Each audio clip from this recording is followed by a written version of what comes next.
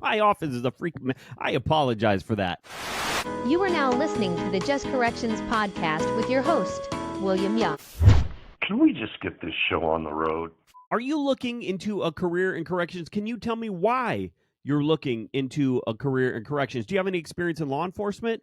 How would you respond if your supervisor asked you to do something that was either illegal or unethical? These are some of the questions that you may be asked in a correctional officer interview. Greetings, my Fearless Frontliners, my fellow guardians of the galleries. I'm William Young, and this is my podcast. And if you're new here, then welcome. If you're a current, aspiring, retired, or soon to be retiring correctional professional, and you're looking for content, you're craving correctional content that is engaging, entertaining, that is intended to educate, elevate the profession, then you're going to be in the right place. If you're not looking for that, if you're looking for someone to complain, to commiserate with, someone to disparage or disrespect the profession and the professionals that hold the line, then you are absolutely going to be disappointed. This is not that type of party. Look, I get a lot of emails. I get a lot of emails and messages from folks looking into the profession, which is awesome, right? They're wanting to pursue a correctional career, and they have a lot of questions. They have a lot of questions, and I love it.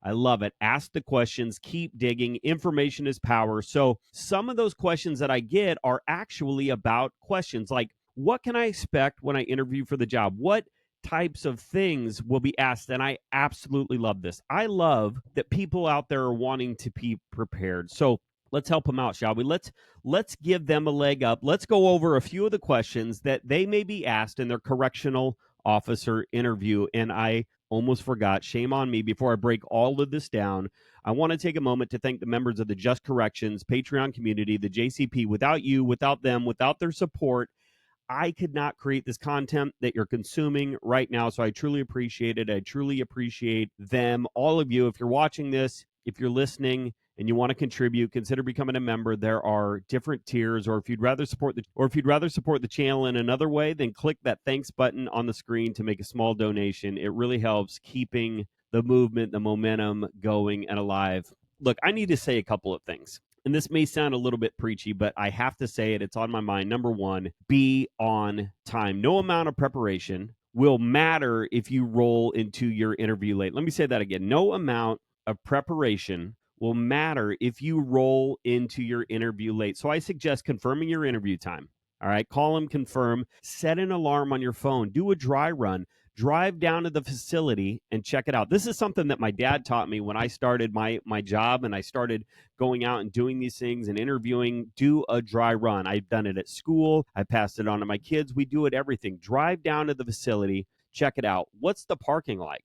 Where's the door? How long is it going to take you to get checked in? Budget the time to get checked in. This is a jail. This is a prison, right? This is not a dentist's office. You can't just walk in and say, hey, I'm here for my 2:00, right? And then walk right in. You got to be buzzed in. You're going to have to be ID'd, searched, escorted. Plan for it. Factor all of it in. Don't be late. And number two, and I know, I'm sorry, I apologize. Maybe this isn't what you come here for, but this is what you get. Number two, dress up. Now, you can do what you want to do, but if you were to ask me, which you kind of did because you're here watching my channel, watching the video, I would say that guys should wear shirt and tie, your Sunday best. I don't care what anyone else is wearing.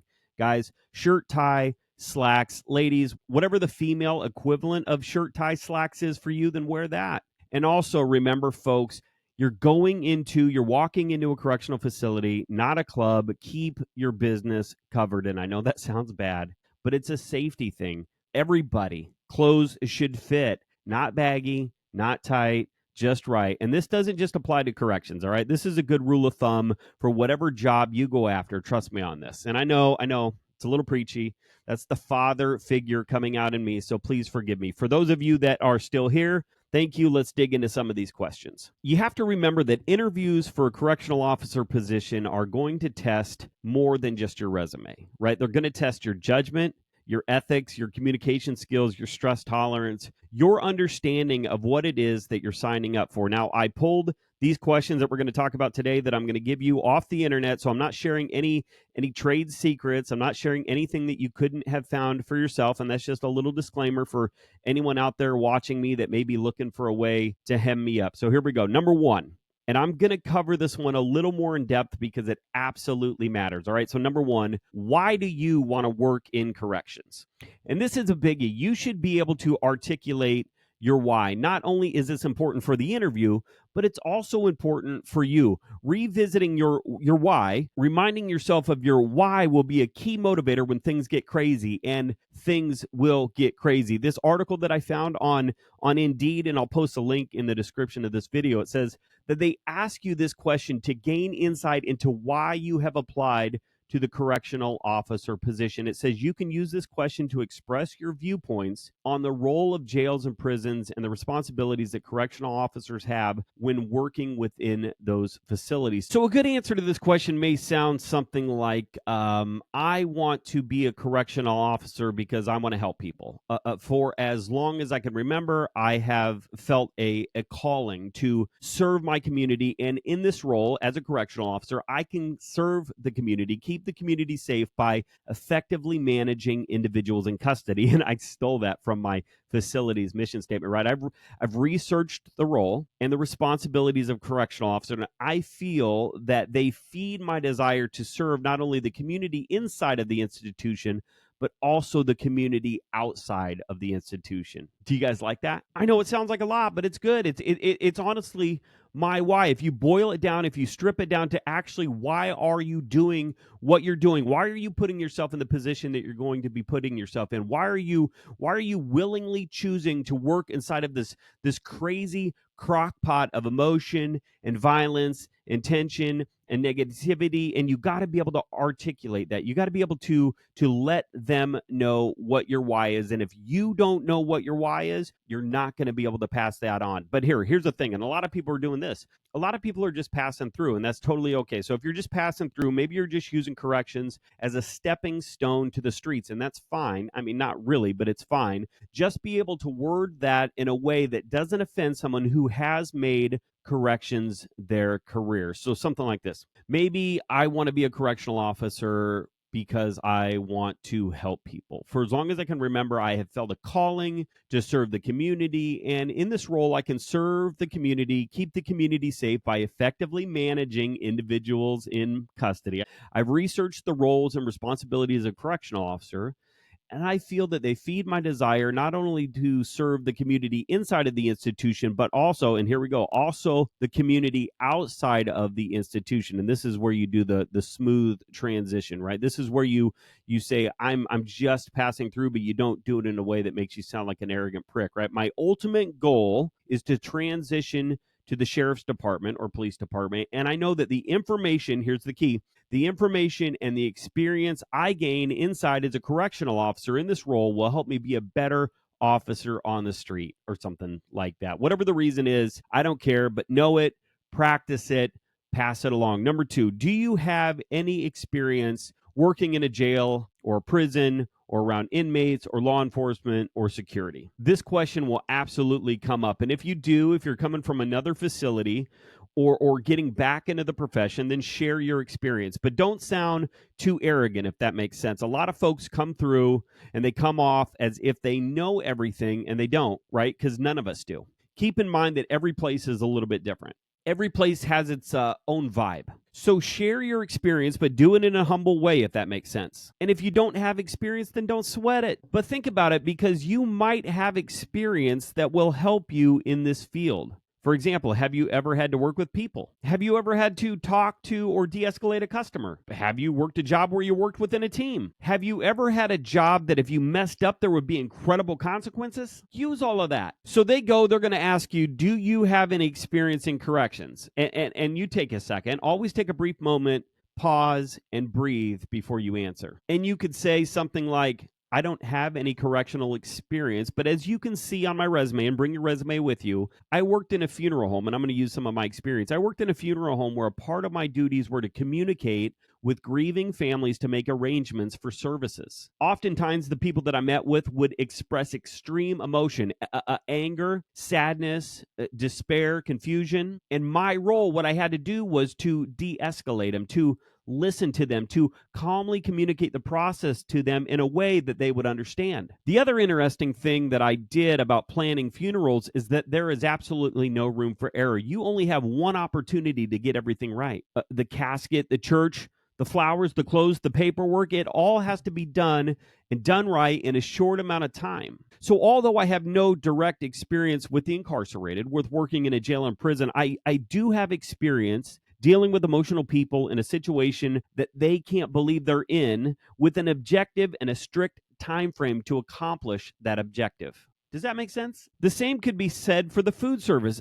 Every table, every customer is an experience that you can use in this profession. So start thinking about it and have a specific example of your experiences that you can share during your interview. So they're going to ask you some basic questions, right? And then they're going to ask you maybe some scenario type questions. They're going to ask you, they're going to kind of switch it up a little bit. And I really want you to start digging, Googling, looking into, and seeing what other people are saying about some of these questions and some of their answers, so you get all of this knowledge and so you're as prepared as you can going into this interview. Another question that they may ask you here is, how would you respond if your supervisor or manager asked you to do something illegal or unethical? So this, again, is a big one. They're talking about your integrity here, right? The right answer is, I would not comply. You would report it up the chain, document it, protect yourself and the integrity of the facility. Corrections, this job, this profession is built on structure and trust. And inside, your word means everything. You have to be someone that your team can count on. And I'll tell you, just from my experience in my facility, the way that I was taught, that if your supervisor asked you to do something that was outside of policy, that was against policy, that was not illegal, that you should do it and then report it right away. So do the thing as long as it's not illegal, but notify them, hey, do you know that you're asking me to do something that is outside of policy? And they say, yeah, I don't care. I'm asking you to do it anyways. And as long as it's not a criminal act, you do it and then you document it, right? And we could go down a whole rabbit hole of this thing, like if you're evacuating people because there's an emergency and they want you to drive a bus full of inmates, but you don't have a bus driver's license, what would you do? And they're not going to get down into that rabbit hole. Just know that if you're ever asked to do anything outside of policy, anything that is criminal, illegal, unethical, whatever, don't do it, and report that you were asked to do it. Another question that may come up during your correctional officer interview is, how would you handle stress or conflict? And you don't want to say something like, well, I just freak out, I punch a wall, or I just stuff it down, I bottle it up, nothing bothers me. You want to be real here. Okay, so talk about staying calm, talk about thinking things through, breathing, asking for help when you need it. Let them know that you read this really cool book right here called The Nothing That Never Happened by William Young, and that all correctional staff should read it. Now, seriously, look, show maturity, show self-awareness, talk about self-control in this job. That is going to work well in your interview. Another question they may ask you is, how do you think your friends and family would describe you? And this one catches people off guard a little bit, but they want to see how you see yourself, and if you have insight into how you come across. Are you dependable? Are you honest? Are you a team player? Pick qualities that tie into what makes a good correctional officer, such as being a good listener, being loyal, a good communicator. This is another way to ask you about your strengths. So this is an opportunity for you to highlight your strengths. And so, like I said before, they may ask you some of these questions. They may also ask you some scenario-based questions. Things like, what would you do if an inmate asks you to bring them in a newspaper or drop off a letter at the post office for them? Or something like, what would you do if you saw somebody using excessive force? And this one is a good one right here, and honestly one that got me hemmed up years ago. Make sure that you say that you would stop it, that you would intervene, and that you would absolutely report it. Remember to say, above all, that you would report it. Another question may be, how would you handle a medical emergency on the tier? And these questions are about judgment. They want to know, would you think before you act? Would you follow policy? Do you follow policy? Do you prioritize safety? Talk through your thought process on these. Don't just jump to the action. And it's okay not to have the exact answer per policy. They know that you don't know that, right? They're just looking in to see how would you respond? What would you do based on having no knowledge of the policy or procedure? So I would say something like this. I'm unaware of what the department's policy states, but if an inmate was to approach me and ask me to bring in anything such as a newspaper or soda or anything, I wouldn't. Not only am I sure that there is a policy that is addressing this, I personally believe that there is a line, a definitive line between staff and inmates that should not be crossed. And I believe bringing in items and dropping off mail for an inmate is definitely crossing that line. Or for the question about using excessive force, you could say, if I saw force that was considered excessive per our policy and our training, I would intervene to stop the excessive force, and immediately report it according to the procedure established by the department or something like that. Look, there are a lot of other questions, and I'll throw a link to this article in the description of the video. So check it out, look it over, and start thinking about your answers. Maybe I'll do a deep dive on another video, but I know y'all have places to be, so I'm going to wrap this up with a few rapid fire bonus tips. Number one, be confident, not cocky. They don't want Rambo. They don't want RoboCop. They want someone who will work well within a team. Corrections is not the same profession it was 25 years ago. So it's not just about, can you take a punch? Can you physically make somebody do something? They're looking for all kinds of other qualities. Make eye contact during your interview, shake hands, speak clearly. And then at the end of the interview, if they ask you if you have any questions, don't just say no. Ask some thought out questions. Ask about training, ask about shift work, ask about the next steps, ask them what their favorite thing about working in corrections is. Show them you're interested, show them you're invested. One last thing, remember, they're not just hiring a body. That was in 2020, 2021, 2022. We were just hiring bodies, right? They're hiring someone who may be walking next to them when shit hits the fan. So if they're evaluating you, right, when they're evaluating you, they're looking at you on every level, your attitude, your presence, your emotional intelligence. So give them everything you got. Let them know who you are. Let them know who they're going to be working with, serving with, because, folks, it's a big deal. We rely heavily on each other, and we need to be able to trust you. We need to be able to trust that you're going to do the job that we hired you to do. So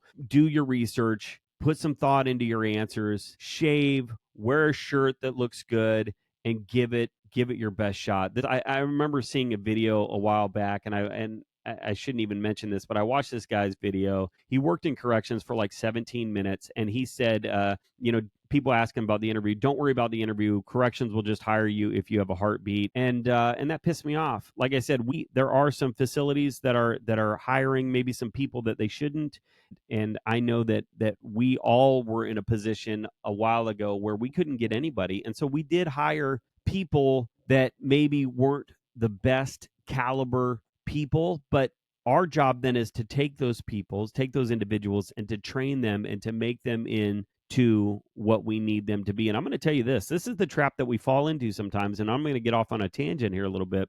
This is the trap that we fall into sometimes, because sometimes that we look at a person and we say, oh, that's not the right person for the job. This person isn't going to make it. This person isn't going to make a good correctional officer. They're not going to make it through training. They're not going to be here in 5 years. We say all of those kind of things. And that's one of the reasons that new people don't stick around. But at the end of the day, the truth is we really don't know. We really don't know who's going to sink and who's going to swim in this profession. It's really hard to tell. I've seen people come in that were former military, tip-top shape, strict by the book, and then they walk themselves out. They can't take it. They absolutely can't handle the gray areas within the system, and it drives them crazy. We also have some people that you would look at, right? And I'm one of them. You would look at and you would say, there is no way that this person is going to make it in this environment, and they do just fine. So here's why I tell you that. Number one, if you're thinking about applying for a career in corrections and you're just not really sure, give it a go. Put your name in the hat.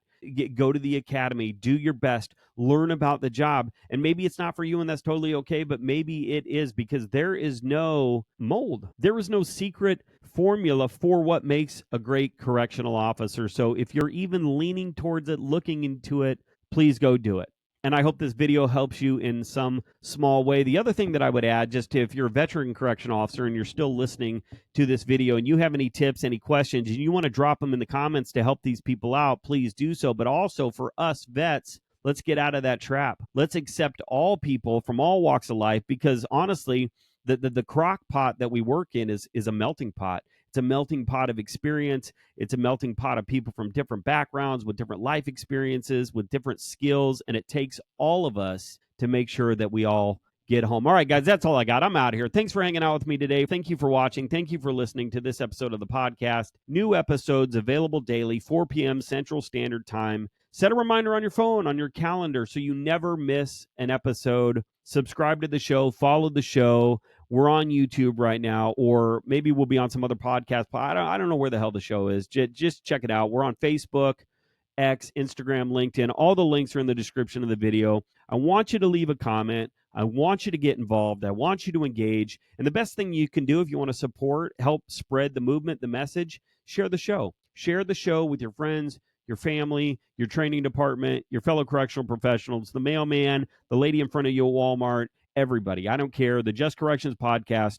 And again, if you're interested in supporting the show, consider becoming a member. The Just Corrections Patreon community. There are a couple of different tiers, different options, so check that out. Put a link to that in the description below. And don't forget to check out the books, The Nothing That Never Happened, Train to Change. I don't even know where my copy of Train to Change is. It's somewhere over here. Train to Change, links available in the description. All the books available on Amazon. And if you'd like to bring me out to speak or present at your facility or your event, send me an email at justcorrections.booking@gmail.com. All right, guys, that's all I got. Until next time, be smart, stay safe, stay sane, and we'll talk soon.